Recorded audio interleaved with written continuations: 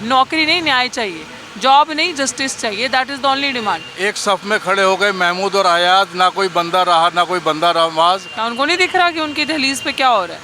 उनको नहीं दिख रहा कि यहाँ पे कौन आके बैठे हैं? फर्क सिर्फ इतना है कि दलित, आदिवासी, बहुजनों के बच्चे बैठे हैं ना, इसलिए वो आना नहीं चाहते, वो देखना नहीं चाहते। उनके लिए हम कीड़े मकोड़े के समान। ये डॉक्टर बाबा साहेब अम्बेडकर जी ने ये सब हमें देने के लिए अपने 4 छोटे छोटे बच्चों को कुर्बान किया, अपनी पत्नी को कुर्बान किया, अपना पूरा जीवन जलाया, तब जाके हमें सब दिया है। और अब 70% छिन गया, 30% बचा है। तो हमें पूरे समाज को एकजुट होकर जो छिना है वो भी वापस लेना है और इस संघर्ष को आगे बढ़ाना है। लेकिन हम झुकने वाले लोग नहीं हैं। हम इस लड़ाई को अंतिम सांस तक लड़ेंगे और हमें पता है आने वाले समय में इस लड़ाई को जीतेंगे भी हम। 1 नेशन 1 इलेक्शन ये धोखा है और मुझे लगता है कि इस धोखे में देश के लोग नहीं आएंगे।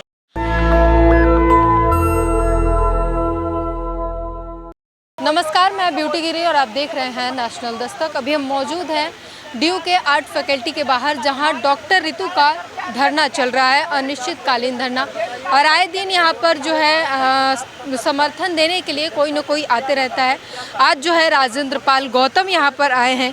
क्या कहेंगे जिस तरीके से ये अत्याचार होता है और रुकने का नाम नहीं ले रहा, और इसको जो है एक तरीके से बढ़ावा ही दिया जाता है सरकार की तरफ से, रोकथाम नहीं है। किस तरीके से?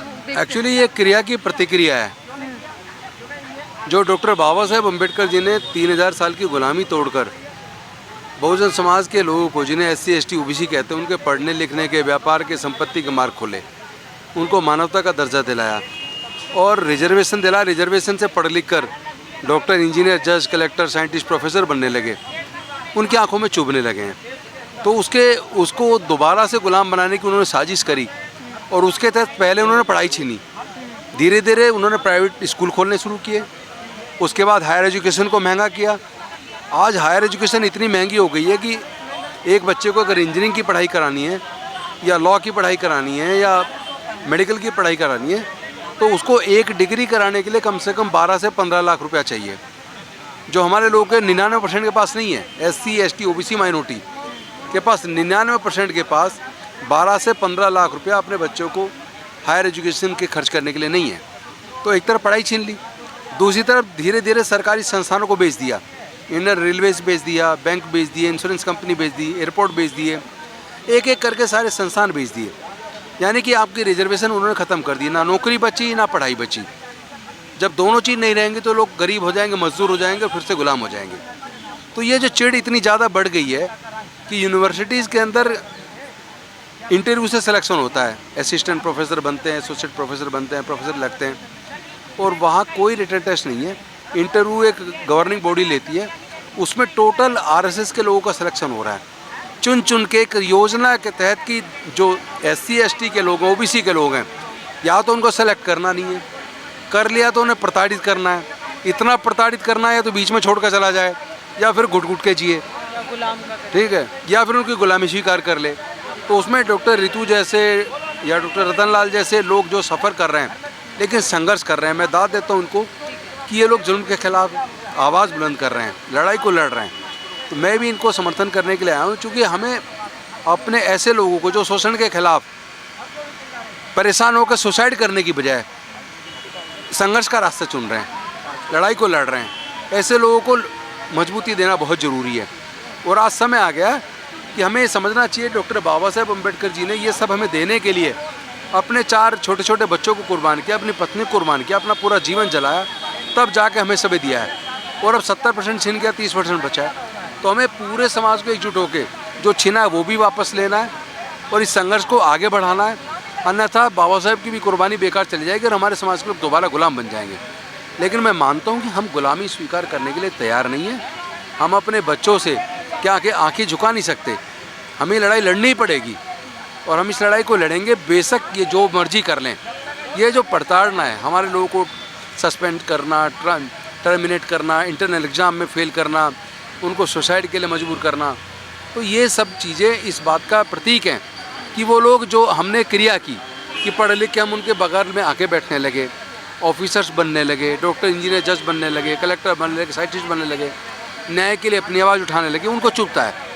तो हमारी आवाज़ को बंद करने के लिए उन्होंने ये सारी पॉलिसी इख्तियार की है। लेकिन हम झुकने वाले लोग नहीं हैं। हम इस लड़ाई को अंतिम सांस तक लड़ेंगे और हमें पता है आने वाले समय में इस लड़ाई को जीतेंगे भी हम ही। देश में एक और हॉट मुद्दा चल रहा है, विशेष सत्र बुलाई गई है सदन की 18 से 22 तक और का मुद्दा चल रहा है वन नेशन वन इलेक्शन। आप क्या सोचते हैं इस पर? वन नेशन वन इलेक्शन कोई कभी पॉसिबल नहीं है, क्योंकि पहली बात तो इंडिया में जो फेडरल स्ट्रक्चर है, संघीय प्रणाली है भारत के अंदर, और संघीय प्रणाली में केंद्र का चुनाव अलग समय पर होता है और अलग अलग राज्यों के चुनाव अलग अलग समय पे होते हैं। एक समय पे कैसे पॉसिबल है? अभी कुछ दिनों पहले आपको पता होगा कर्नाटका का चुनाव हुआ, कर्नाटक में सरकार बनी है। अभी करीब 1.5 साल पहले 4 राज्यों का चुनाव हुआ, उसमें पंजाब का हुआ, उत्तर प्रदेश का हुआ, गुजरात का हुआ, गोवा का हुआ। तो वो जो सरकारें बनी हैं उन्हें बने में 1.5 साल हुआ है। तो अगर 6 महीने बाद चुनाव होता है तो ऐसा संभव नहीं है कि वन नेशन वन इलेक्शन करके पूरे देश का सरकारों को गिरा के तो हम चुनाव कराएंगे। दूसरी बात, सपोज करो 1 मिनट के लिए मान भी लें कि ऐसा किया जा सकता है, कल को जो सरकारें अब आजकल बनती हैं, कोलिशन गवर्नमेंट बन रही है ज़्यादातर, कोलिशन गवर्नमेंट में अगर कोई दल अपना बहुमत में से अपना समर्थन वापस ले ले और अल्पमत में आ जाए सरकार, सरकार गिर जाएगी। तो क्या फिर चुनाव करवाएंगे? राष्ट्रपति शासन लगेगा, चुनाव तो कराने पड़ेंगे। राष्ट्रपति शासन की भी एक सीमा होती है, 6 महीने लग गया, उसके बाद 6 महीने के अंदर चुनाव तो कराना पड़ेगा। तो ये पॉसिबल ही नहीं है वन नेशन वन इलेक्शन, ये धोखा है और मुझे लगता है कि इस धोखे में देश के लोग नहीं आएंगे। दूसरी बात, इस तरह का कोई भी फैसला संसद में, अकेले संसद सक्षम नहीं है, संसद के दोनों सदन में पास करा के फिर 2/3 राज्यों का भी समर्थन लेना पड़ेगा, जो किसी कीमत पर संभव नहीं है। ऐसी कोई सरकार नहीं होगी जो अपना टाइम से पहले अपनी सरकार को गिराने को तैयार हो जाएगी। तो जो चीज़ पॉसिबल नहीं है उस पर टाइम ही गंवाना नहीं चाहिए। फिर भी बीजेपी अगर स्वप्न देख रही है और ऐसा कोई षड्यंत्र कर रही है तो उनका षड्यंत्र फेल होने वाला है।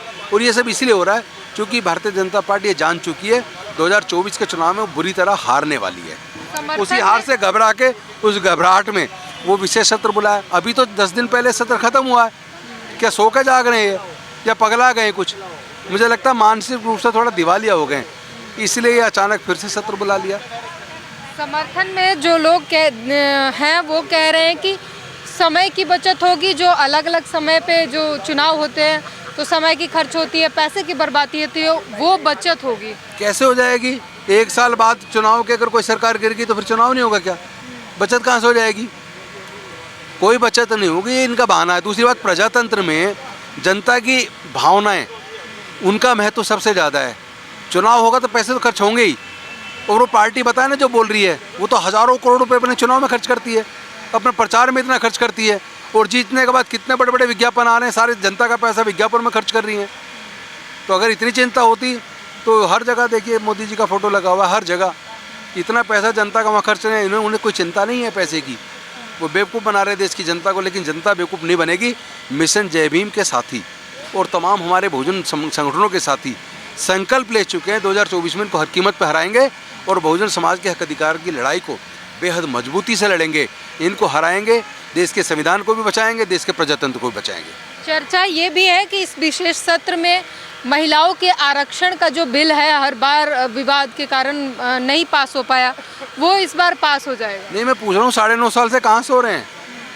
अगर बीजेपी को इतनी महिलाओं की चिंता होती तो 9.5 साल हो गए, पहले क्यों नहीं कर लिया ये? और वहाँ जो महिला पहलवान बैठी रही धरने पे, अगर महिलाओं की चिंता होती तो क्या उनकी सुध ली उन्होंने? और आज डॉक्टर ऋतु 5-6 दिन से बैठी हैं, इनकी सुध ली क्या? मरने के लिए छोड़ देते हैं धरना प्रदर्शन करने वाले लोगों को। तो इनका ये बहानेबाजी चलने वाली नहीं है, लोग जरूर जवाब देंगे। आपका प्रदर्शन चल रहा है लगातार, 4था दिन है आई थिंक, क्या कुछ 5वां दिन है, क्या कुछ असर होता हुआ दिख रहा है? आपको दिख रहा है यहाँ कुछ असर होता हुआ? जातिवादी मानसिकता वाले लोग सुधर सकते हैं, संघर्ष ही रास्ता है और इसीलिए सड़कों पर बैठे हैं। असर हो रहा होता तो अगर एक परिवार में बच्चा होता है, बच्चा कोई गलती करता है ना तो माँ बाप फटाफट से आके देखते हैं, या गलती करता है या कोई भी परेशानी होती है तो इस यूनिवर्सिटी का माई बाप कौन है? वीसी। क्या उनको नहीं दिख रहा कि उनकी दहलीज पे क्या हो रहा है? उनको नहीं दिख रहा कि यहाँ पे कौन आके बैठा है? फ़र्क सिर्फ इतना है कि दलित आदिवासी बहुजनों के बच्चे बैठे हैं ना, इसलिए वो आना नहीं चाहते, वो देखना नहीं चाहते। उनके लिए हम कीड़े मकोड़े के समान हैं, वो चाहते ही नहीं है कि इस तरफ देखें हो क्या रहा है। क्यों? रीज़न भी ये है कि जो उनकी शहर से चीज़ें हो रही हैं उसमें वो क्यों आएंगे। यहाँ पर हम पोस्टर देख पा रहे हैं जो शिक्षक दिवस पर कोई विशेष कार्यक्रम होने वाला है। यहाँ पर आरएसएस के लोग जो हैं वो इनवाइटेड हैं और भी कुछ लोग हैं, लेकिन यहीं पर आप बैठे हो, आपकी कोई चिंता नहीं है। ये तो सोचने वाली बात है। वैसे मैंने पोस्टर देखा नहीं, आपने कहा तो मेरा भी ध्यान गया वहाँ पे। दिल्ली विश्वविद्यालय की तरफ से कराया जाए। हाँ, दिल्ली वही चीज़ है कि दिल्ली विश्वविद्यालय में वही ना, जो एक गुंडागर्दी का गढ़ बन चुका है ये, तो वो लोग क्यों देखेंगे दलितवादी? हम तो सिर्फ वोट बैंक है ना, हमारे लोगों को या तो उन्होंने गुलाम बनाना है तो या वोट बनाना है। वोट लेना है तो वो देखेंगे, वोट लेना है तो वो एक रात पहले आ जाएंगे। तो शर्म तो मुझे ये आती है अपने लोगों से, जो एक वोट के चक्कर में, दारू के लालच में, साड़ी पहुआ लड्डू के लालच में अपना वोट बेच देते हैं, जिसको लिए पता नहीं कितनी बड़ी लड़ाई डॉक्टर अम्बेडकर ने लड़ी थी उनको ये हक दिलवाने के लिए। तो आप सोचो, ये सारी चीज़ें जो हमारे साथ हो रही हैं हमारी यूनिवर्सिटी के अंदर, इसीलिए हम बार बार, हमें लड़ना क्यों ज़रूरी है पता है? हमें एहसास दिलाना समाज को भी और लोगों को भी कि हमारा भी कोई अस्तित्व है, हम भी कुछ हैं इस देश में। और जिनकी आबादी सबसे ज़्यादा है वो बोले भी ना, वो सदियों से गुलाम रहे, गुलाम ही बनते हैं, गुलाम रहे, उनको मुबारक है हमारे समाज के जो रहने से। लेकिन जो लोग इंसाफ पसंद करते हैं, न्याय पसंड करते हैं, जो लोग सच के साथ खड़े होते हैं, वो लोग आज यहाँ पे आके बैठे हैं और बैठेंगे। और हम जैसे लोग तब तक यहाँ से नहीं हिलेंगे जब तक अनअडल्ट्रेटेड जस्टिस नहीं होता। और मैं तो यहाँ से जाने वाली नहीं हूँ। और मैं बहुत शुक्र अदा करती हूँ सर, अभी एडवोकेट राजेंद्र पाल गौतम जी हमारे पूर्व मंत्री रहे हैं, आए हैं अपना समर्थन देने के लिए, और हमेशा सच के साथ खड़े होते हैं, हमेशा आवाज़ उठाई है। और हम तमाम ऐसे लोग हमारे पास आ रहे हैं जिनको ये समझ में आ चुकी है, ये मेरी लड़ाई नहीं है, ये व्यक्तिगत लड़ाई नहीं है। अगर व्यक्तिगत लड़ाई होती, नौकरी की लड़ाई होती, तो मैं अभी जॉब पे होती। बहुत ऑफर्स हैं मेरे पास आए तो मैं नौकरी पे होती। नौकरी नहीं, न्याय चाहिए, जॉब नहीं, जस्टिस चाहिए, that is the only demand. और ये जस्टिस मैं नेशनल दस्तक के माध्यम से सबको बता दूं क्यों ज़रूरी है, हर उस दलित बहुजन के बच्चे को, हर उस इंसान को। क्योंकि जब आप इस यूनिवर्सिटी में सपना देखेंगे ना पढ़ने का, दलित आदिवासी के बच्चे, तो उनके लिए कांटे की सेज ना हो ये रास्ते। जब आर्ट फैकल्टी से आप एंटर करेंगे दिल्ली विश्वविद्यालय में आने के लिए, तो आपके लिए फूलों की सेज बची हो, आपका गला घोटने के लिए हाथ ना हो इस्तेमाल, बाहें खुली हों आपका स्वागत करने के लिए। अगर ये लड़ाई हमने नहीं लड़ी तो आप गुलाम बन जाएंगे, आपके बच्चे इस विश्वविद्यालयों में आके पढ़ेंगे नहीं, रास्ता नहीं खुलेगा। ऐसे ही अपराधी, ये क्रिमिनल देख लीजिए, she is a criminal who has been chargesheeted, ऐसे अपराधी कुर्सी पे होंगे और बेगुनाह हम जैसे सड़कों पे होंगे अगर हम नहीं बोले। यहाँ पर तमाम लोग आए हुए हैं समर्थन में और लगातार आके बात कर, क्या कहेंगे? 5वां दिन है आज समर्थन का, किसी को कोई सुध नहीं है। देखो सूद भले ही ना हो लेकिन पता सबको है। मेरी कुछ देर पहले हम एक इस यहाँ के ऊपर जो वो लगाने के लिए कुछ पर्दा, ताकि यहाँ से धूप वगैरह ना आए, उसको यहाँ की चीफ प्रोक्टर से बात हुई, उसको पता तो है क्या चल रहा है क्या नहीं, और वो डरे हुए भी हैं। लेकिन बात ये है कि ये संघर्ष हमारा कितने दिन तक चलेगा। इस संघर्ष में हमारे तमाम बहुजन साथी, इस संघर्ष में तमाम हर तबके, हर ऐसे साथी जो न्याय की मांग कर रखते हैं, जो एक समतामूलक समाज का सपना देखते हैं, हमारे साथ लगे हुए हैं। चाहे ये संघर्ष 100 दिन भले ही ना हो जाए, हम इसी एनर्जी के साथ, इसी जज्बे के साथ, जो जज्बा कहीं ना कहीं अम्बेडकर और इस नीले रंग से आता है, कहीं ना कहीं ये हवा में लहरता हुआ ब्लू फ्लैग से आता है, तो हम इस लगातार जैसे जैसे ये आंदोलन आगे बढ़ेगा, हमारे अंदर और ज़्यादा शक्ति आएगी। हम थकने वाले नहीं हैं, हम लड़ेंगे, डॉक्टर रितु के लिए लड़ेंगे, और बहुजन समाज में हो रहे तमाम ऐसे अन्याय के खिलाफ हम लड़ेंगे। इस संघ की मानसिकता, मनुवादी मानसिकता और ब्राह्मणवाद के खिलाफ हम लड़ेंगे। आप यहाँ पर बैठे हैं, जब तक न्याय नहीं मिलेगा वापस नहीं जाएंगे। थोड़े दिनों में दिल्ली को सील किया जा रहा है, आपको हटाने की पूरी कोशिश की जाएगी, तैयारी है उसके लिए? पूरी तैयारी है, देखते हैं कितना क्या ही कर सकते हैं वो हम। लेकिन हमारा at the and, doctor Ritu ma'am का एट दी एंड यही कहना है कि हम हटेंगे नहीं। आप कुछ भी कर लो, आप जेल में डाल दो, हमारा संघर्ष उसके अंदर भी चलेगा। हम उसके अंदर यही धरना वहीं शुरू कर देंगे। हम देखेंगे कि क्या होगा, कि हमारे आंदोलन में किस तरह की चोटें डालेंगे वो लोग। लेकिन ये जो सामने महिला बैठी हैं, इनका बहुत बड़ा संघर्ष है, और ऐसी महिलाएं जो बहुजन समाज में आगे बढ़ रही हैं, उनका संघर्ष है, और बहुजन समाज की ऐसी महिलाओं को जो दबाया जा रहा है, उनका संघर्ष है। न्याय लेकर ही जाएंगे एकदम बिल्कुल, महिलाओं के लिए, आदिवासियों के लिए, मुस्लिमों के लिए, और तमाम रिलीजियस माइनॉरिटियों के लिए, दलितों के लिए हम लड़ेंगे और न्याय पक्का लेंगे। जय भीम। और भी लोगों से बात करेंगे, जानने की कोशिश करेंगे उनका क्या कुछ कहना। सर थोड़ा सा सर क्या कहेंगे आप, समर्थन में आए हैं रितु मैम के, क्या कुछ कहेंगे? आज धरने का 5वां दिन है, किसी को कोई सुध नहीं है। हेलो हेलो हम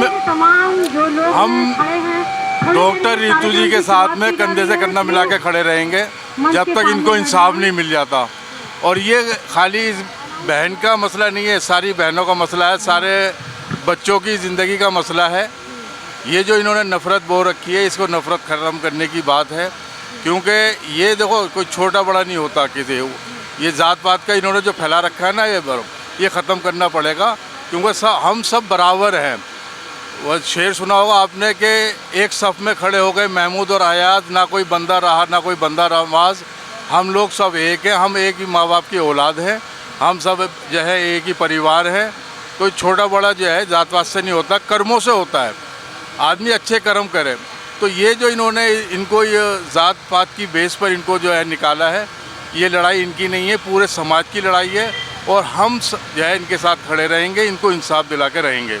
सर क्या कहेंगे, प्रधानमंत्री बेटी बचाओ बेटी पढ़ाओ के नारे देते हैं, लेकिन बेटी को जो है न्याय के लिए सड़क पर बैठना पड़ रहा है, किसी को कोई मतलब भी नहीं बन। ऐसा है, बेटी पढ़ाओ बेटी बचाओ ये एक जुमला था, मैं साफ बोलता हूँ, ये जुमला था। वो देश की बेटियों को वो अपनी तरफ में एक वोट के लिए बताया गया। बेटी पढ़ाओ बेटी बचाओ अगर होती, ये मणिपुर का ये कांड ना होता, ये हथरस ना होता। और जो बहुत सारी देश की जो बेटियां जो रोज़ जो इनके ऊपर में जुल्म हो रहा है, वो उनके खिलाफ में जो हो रहा है, जो प्रधानमंत्री जी मुँह खोलते कम से कम 36 सेकंड, सिर्फ 36 सेकंड के लिए वो बोले हैं मणिपुर के लिए। वहाँ बेटी को क्या हाल हुआ उनका। तो ये बेटी पढ़ाओ ये खाली नारा लगा दिया, 36 सेकंड की बात बोली, वो मेरे दिल में पीड़ा है, पूरे देश को पीड़ा है। आप कुछ करोगे तो सही, कम से कम आकर के। तो हमने तमाम लोगों से बात की, जानने की कोशिश की, तमाम मुद्दों पर सबने अपनी अपनी राय रखी। पूरी बातचीत पर अपनी प्रतिक्रिया जरूर दीजिएगा। कैमरामैन आशीष के साथ ब्यूटी गिरी। नेशनल दस्तक की आपसे गुजारिश है कि अगर इसको बचाना चाहते हैं तो नेशनल दस्तक को सब्सक्राइब करने के लिए रेड कलर के सब्सक्राइब बटन को दबाएं, फिर बेल आइकन की घंटी दबाएं। नेशनल दस्तक को बचाने के लिए बहुत जरूरी है कि हर खबर को शेयर करें, लाइक करें, कमेंट जरूर करें।